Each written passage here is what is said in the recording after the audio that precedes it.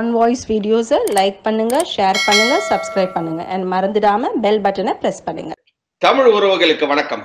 இன்று நம்மோடு இணைப்பில் இருப்பவர் the top political analyst from India, the one and only mister Delhi Rajagopalan அவர்கள். சார் வணக்கம். நமஸ்கார். நமஸ்கார். So kind of you for introduction, Ganesh. First Vikatan issue எப்படி சார் பாக்குறீங்க? விகடன் மூன்று விதங்களாக பார்க்கலாம். கருத்து சுதந்திரம் இருக்கத்தான் செய்ய வேண்டும், கருத்து சுதந்திரத்துக்கு மரியாதை தர வேண்டும். ஆனால் பத்திரிகைக்கு ஒரு வரம்பு இருக்கிறது. செத்து போன பாம்பு அடிக்கிறாங்க, அது ஒரு விதம். ஆனா உயிரோடு இருக்கிற அடிச்சுட்டு, அதாவது உயிரோடு இருக்கிற பாம்பு அடிக்கிறது ஒரு விதம். என்ன பொறுத்து மட்டும் விகடன் செய்தது தவறு. நான் பத்திரிகையாளனாக சொல்லுகிறேன். காரணம், ஒரு கார்ட்டூனை போட்டு சமூக நீதியும் சட்ட அமைப்பையும் குறைக்க முடியும் ஒரு பத்திரிகை. ஓகே. பட் இருந்தாலும் கருத்து சுதந்திரம்னு ஒண்ணு இருக்கு இல்லையா சார்? கருத்து சுதந்திரத்துக்கு இந்த கம்ப்ளீட் இண்டிபெண்டன்ஸ் டு இட் இல்லையா? இப்படி இருந்தாங்க மு.க. ஸ்டாலின் கைது மாதிரி போடுவார் அவரு. அதே விகடன் தைரியம் இருக்குதா? திராணி இருக்குதா? மோடி என்ன அவர் பிள்ளை போச்சுன்னு நினைச்சாங்களா? மடக்கிட்டாங்க. விகடனுக்கு திராவிட முன்னேற்ற கழக ஆதரவு. அதையும் தவிர திமுக எம்பியில் ஒருவர், மினி அதானி என்று சொல்லக்கூடிய ஒருவர் தான் அதை வாங்கி விட்டார் என்று நான் கேள்விப்படுகிறேன். அதனால திமுக தான் பண்றாங்க எல்லாம். திமுக செய்வது அந்த கார்ட்டூன் போறதுக்கு தைரியம் இருக்குது பாருங்க.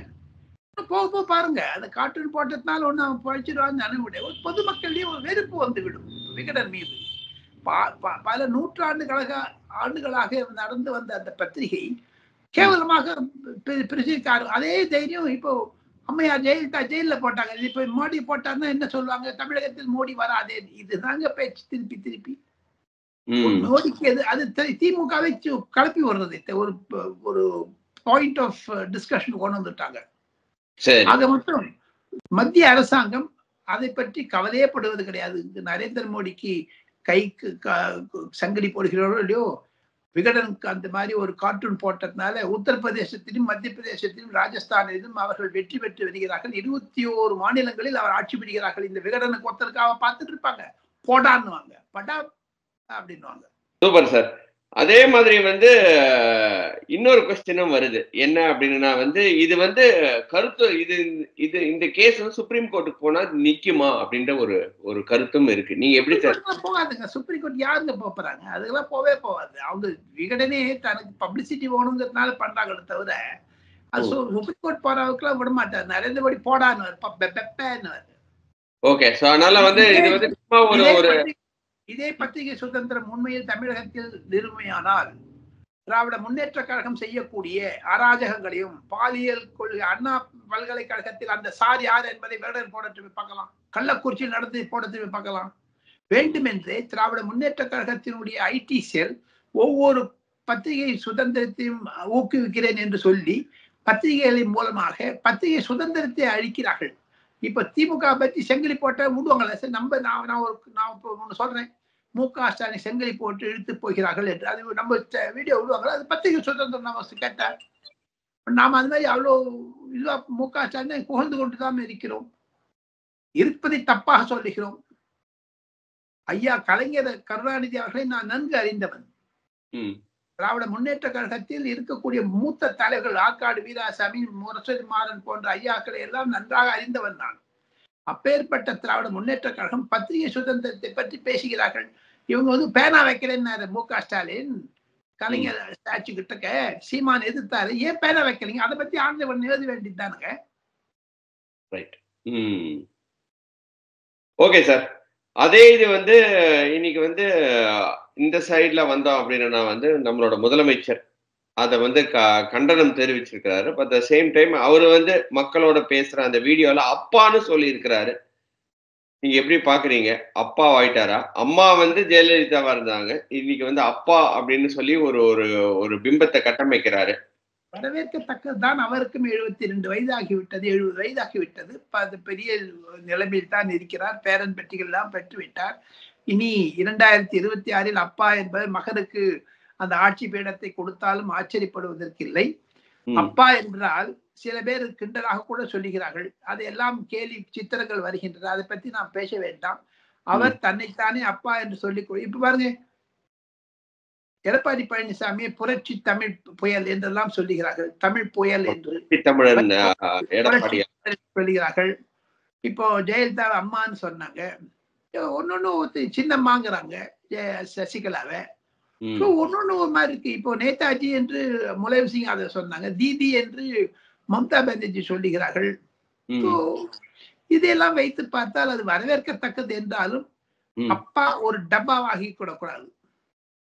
அப்பா ஒரு டப்பாவாய் ஆகக்கூடாது அப்படின்ற மாதிரி நீங்க பாக்குறீங்க இல்லையா? 2026 கண்டிப்பாக அப்பாவினுடைய சொல் அதிகாரம், ஆட்சி அதிகாரம் எல்லாம் பொதுமக்கள் வீழ்த்தி விடுவார்கள். திராவிட முன்னேற்ற கழகத்திற்கு மீது பல பல பல எதிர்வினைகள் இருக்கின்றன. பொதுமக்கள் சைலண்டா இருந்து எப்படி டெல்லியில் கேஜ்ரிவாலை தூக்கி அடித்தார்களோ அதே மாதிரி தமிழகத்திலும் திராவிட முன்னேற்ற கழகத்தை தூக்கி அடிப்பார்கள் என்பதுதான் என்னுடைய தாழ்மையான கருத்து. காரணம், திமுக பொதுமக்களிடமிருந்து விலகிவிட்டது கணேஷ். திமுக ஊழியர்கள் தலைவர்கள் அதை புரிந்து கொள்ள வேண்டும். சார், ஆனா வந்து அவங்களோட அலையன்ஸ் ரொம்ப இன்டாக்டா இருக்கே சார். அந்த அலையன்ஸை வந்து பிரேக்கே பண்ண முடியல. அந்த அலையன்ஸ் பிரேக் ஆகிற வரைக்கும் அவங்களை தோக்கடிக்க முடியாதுன்னு சொல்றாங்களே சார், நீங்க அதை எப்படி பாக்குறீங்க? அவருடைய வாக்கு வங்கி வீழ்ச்சி வந்து கொண்டே இருக்கிறது. அதை வைத்து அலையன்ஸ் பத்தி பேசாதீங்க. அலையன்ஸுக்கு அதுக்கு சம்பந்தமே கிடையாது. பொதுமக்கள் இப்போ அலையன்ஸ் ஸ்ட்ராங்கா இருக்குன்னு சொன்னாங்க, என்ன ஆச்சு கடைசியில? ஒண்ணுமே இல்லை. ஓகே. திருமாவளவன் பிரிஞ்சு விஜய் கூட போயிடுவார்ன்ற மாதிரி நீங்க பாக்குறீங்களா சார்? ஏன்னா வந்து ஆதவர்ஜுன் வந்து பண்ணிருக்காரு, எப்படி டைம் கொடுக்கிறாரு அவரு? திமுக கூட்டணி உடையுங்க, அது நிச்சயங்க. ஏப்ரல் மாதம் 6ஆம் தேதி டெல்லியில் சிபிஎம் கம்யூனிஸ்ட் கட்சியுடைய மார்க்சிஸ்ட் கட்சியினுடைய பொதுக்குழு, தேசிய பொதுக்குழு கூடுகிறது. அப்பொழுது சிபிஎம் வெளியே வந்துவிடும், கண்டிப்பாக வெளியே வந்துவிடும். அப்படியா? விசிகா வெளில வந்துடுவாரு. அப்படி பார்க்க பாத்தீங்கன்னா there is no end to Congress வெளியே வந்து நிலைமை ஆக்கிவிடும். மு.க. ஸ்டாலினுக்கு காங்கிரஸை பற்றி இப்போது ஒரு புரிதல் வந்து இருக்க வேண்டும். ராகுல் காந்தி ஒரு டப்பா என்பதை புரிந்து கொண்டும் பெருங்காய டப்பா என்பதை தெரிந்து கொள்ள வேண்டும். அவர் ராகுல் காந்தி வட இந்தியாவில் அம்பில்.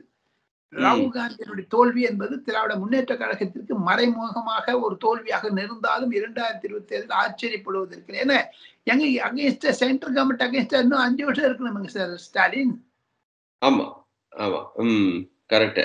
ஆனா வந்து அவர் எலெக்ஷன் தான் 2026ல வருதே சார். இன்னும் கரெக்டா 1 இயர்ல வந்து எலெக்ஷன் மோடுக்கு நம்ம வந்து by this time we will be all in election mode இல்லையா? ஆமா, அதான் தோத்து போவாரா அப்படின்னு கேக்குறேன் நானு. நீங்க எப்படி பாக்குறீங்க? ஏன்னா வந்து இன்டாக்டா இருக்கே அவங்களோட அலையன்ஸ். ஆனா வந்து அலையன்ஸை பத்தி கவலைப்படாதீங்கன்னு வேற நீங்க சொல்லிட்டீங்க. எல்லாருமே அலையன்ஸ் இருக்கிறதுனால தான் திமுகவை தோக்கடிக்கவே முடியாதுன்னு வேற சொல்லிட்டு இருக்காங்க. தவறான கருத்து. இப்பொழுது தமிழக அரசியலை 2 நிமிடங்களில் நான் அலசி விட்டால் என்னுடைய முதிர்ச்சி 40 ஆண்டு கால தமிழக அரசியலை பற்றி நான் 2 நிமிஷத்தில் தங்களுக்கு புரிதல் கொள்ள விடுகிறேன். திராவிட முன்னேற்ற கழகத்தினுடைய வாக்கு வங்கி குறைந்து வருகிறது.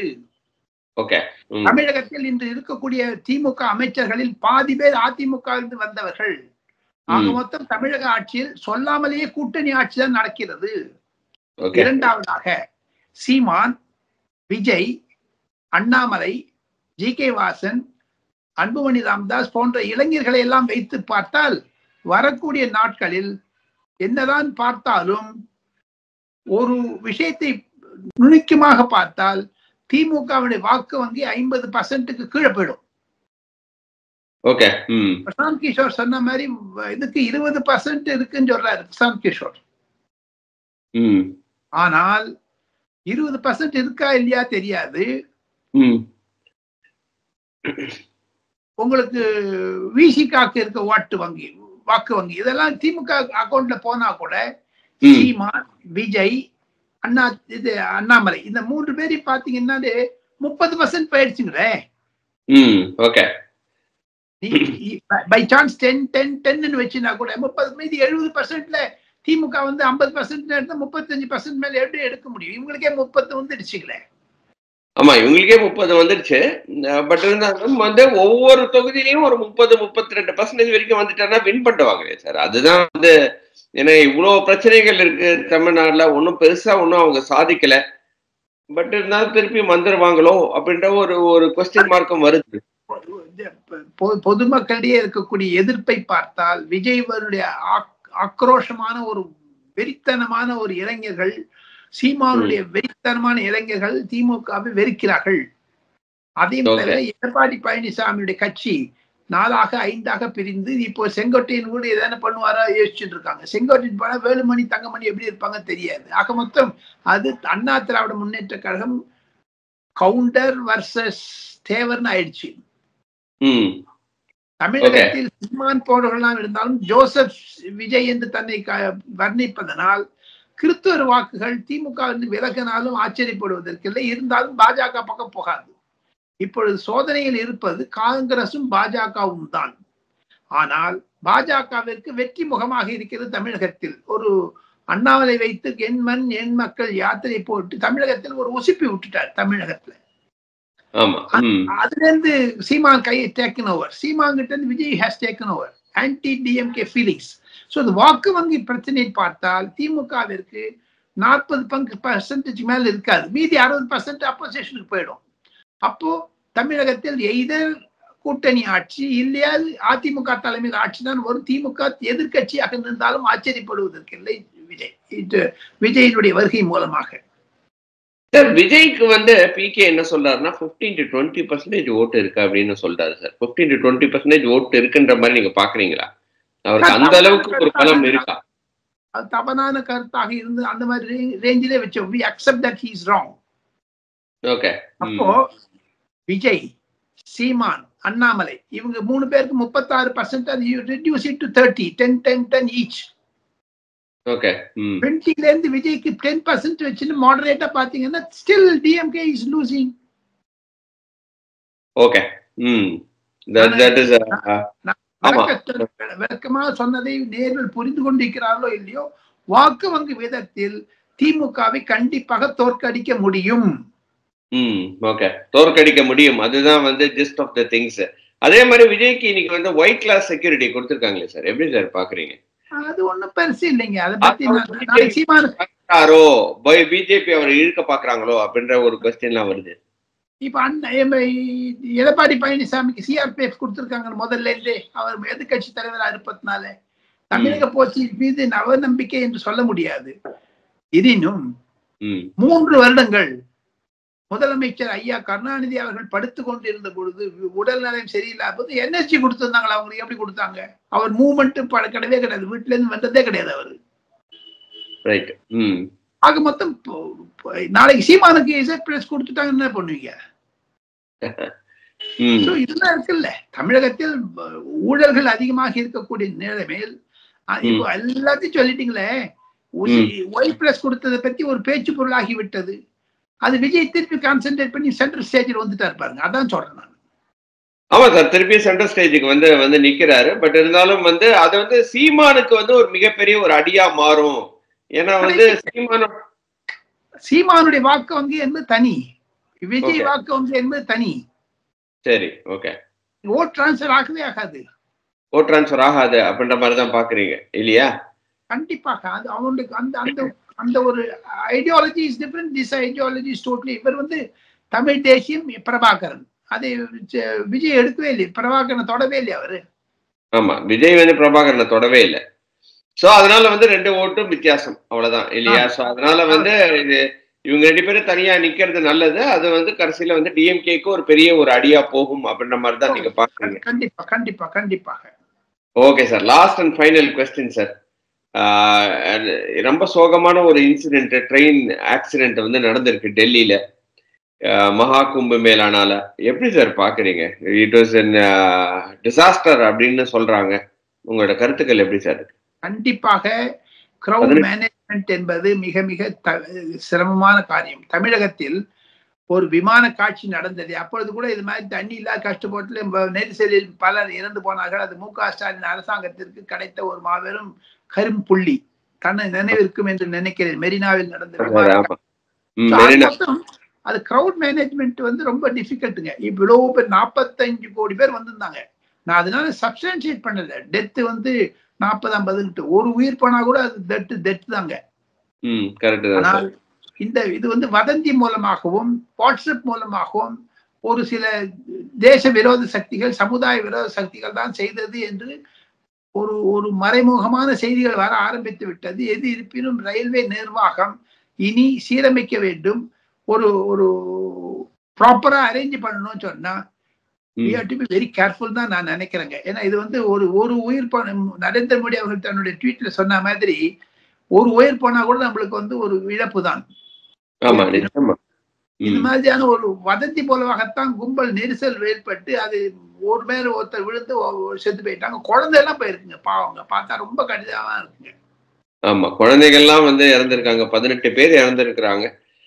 சரி, ஓகே, என்ன பண்றது? சில நேரங்கள்ல வந்து இந்த மாதிரி ஒரு மிஸ்ஹாப் நடந்துருது. நாம தான் வந்து தவறான சபை. அதற்காக ஒரு நிமிடம் நாம் இருவரும் மௌனம் தெரிவித்து, காரணம் என்ன என்று கேட்டால் இது ஒரு ஒரு இந்திய ரயில்வேதுக்கு ஒரு அவப்பெயர் என்று தான் நான் நினைக்கிறேன். இருப்பினும் அந்த ஆன்மாக்கள் சாந்தி அடைய நாம் பிரார்த்தனை செய்ய வேண்டும். கணேஷ். ஓகே சார், நிச்சயமா sir. I will have them in my prayers today. அதை சொல்லிட்டு இன்னைக்கு வந்து ரொம்ப ரொம்ப நன்றி. உங்களோட டைமை ஒதுக்கி நம்ம கிட்ட பேசினதுக்கு. இன்னொரு வீடியோவில் சந்திக்கிறேன் சார். அதுவரை நன்றி, வணக்கம். நன்றி, நமஸ்கார்.